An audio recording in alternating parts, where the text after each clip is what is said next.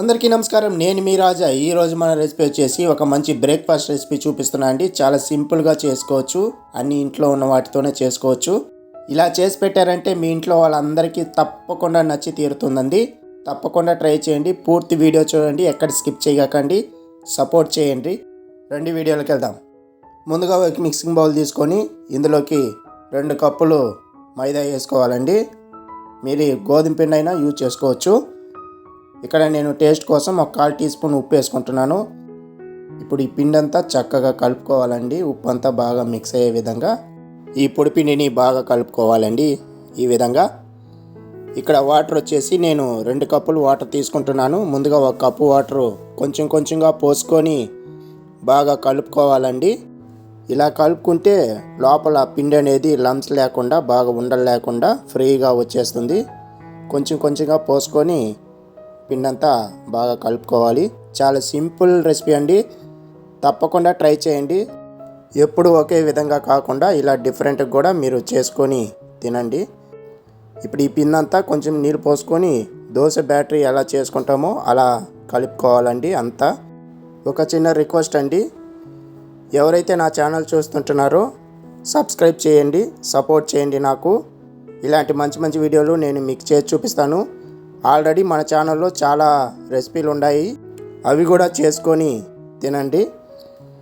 ఇప్పుడు చూడండి, బ్యాటర్ వచ్చేసి ఈ విధంగా ఉండాలండి. పలుచగా, ఎక్కువ నీళ్ళుగా ఉండకూడదు, ఎక్కువ గట్టిగా ఉండొద్దు, ఈ విధంగా ఉండాలి. ఇప్పుడు ఇందులోకి మనం ఒక స్టఫింగ్ అనేది రెడీ చేసుకుందాం. ముందుగా స్టవ్ పైన ఒక ఫ్రై ప్యాన్ పెట్టుకొని అందులోకి ఒక 2 చెంచాలు నూనె పోసుకొని ఇక్కడ ఆవాలు వచ్చేసి ఒక 1/2 టీ స్పూన్ వేసుకోవాలండి. ఆవాలు కొంచెం చిటపట్టలన్నపాట. ఇప్పుడు మనము సన్నగా తరిగిన 2 మీడియం సైజు ఉల్లిపాయల్ని ఈ విధంగా వేసుకోవాలి.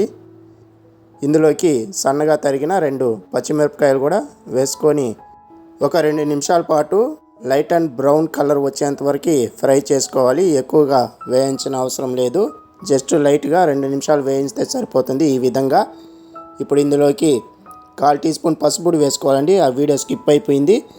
ఇక్కడ కారం వచ్చేసి 1/2 టీ స్పూను, ధనియాల పొడి 1/2 tea spoon, garam masala 1/2 tea spoon, chaat masala ఒక 1/2 టీ స్పూన్ వేసుకొని ఇందులోకి రుచికి తగ్గ సాల్ట్ని ఒక 1/4 టీ స్పూన్ వేసుకోండి. మీకు రుచికి తగ్గ వేసుకొని చూసుకొని వేసుకోండి.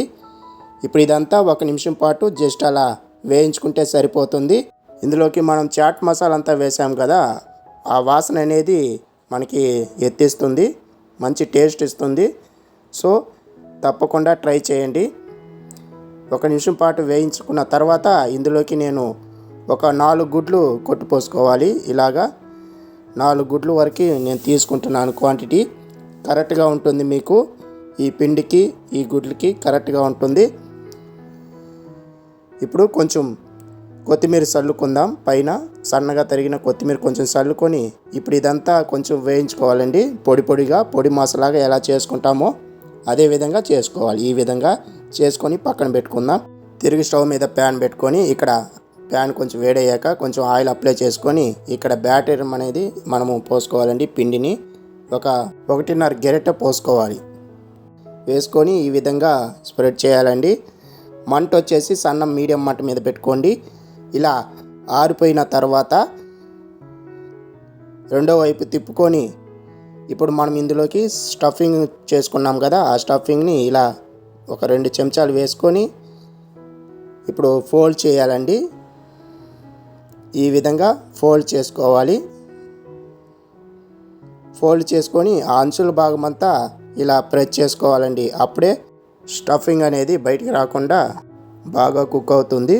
ఇక్కడ ఆయిల్ వచ్చేసి కొంచెం అప్లై చేసుకోవాలండి. 2 పక్కల అప్లై చేసుకొని ఒక 2-3 నిమిషాల పాటు ఇలా ఫ్రై చేసుకోవాలి. చూడండి, ఈ విధంగా అన్ని చోట్ల ఫ్రై అయ్యే విధంగా జస్ట్ అలా ప్రెస్ చేసుకుంటూ చేసుకునేదే. చాలా సింపుల్ రెసిపీ అండి, సింపుల్గా చేసుకోవచ్చు. తప్పకుండా ట్రై చేయండి. ఇంతేనండి, ఈ సింపుల్ బ్రేక్ఫాస్ట్ని మీరు కూడా చేసుకొని తినండి, సంతోషంగా ఉండండి. ఈ వీడియో మీకు నచ్చినట్లయితే లైక్ చేయండి, షేర్ చేయండి, కామెంట్ చేయండి. మరిన్ని వీడియోస్ కోసం నా ఛానల్ని సబ్స్క్రైబ్ చేసి పెట్టుకోండి. ఇలాంటి మంచి మంచి వీడియోలు నేను మీకు చేసి చూపిస్తాను. మళ్ళీ వీడియోలో కలుద్దాం. ధన్యవాదాలు.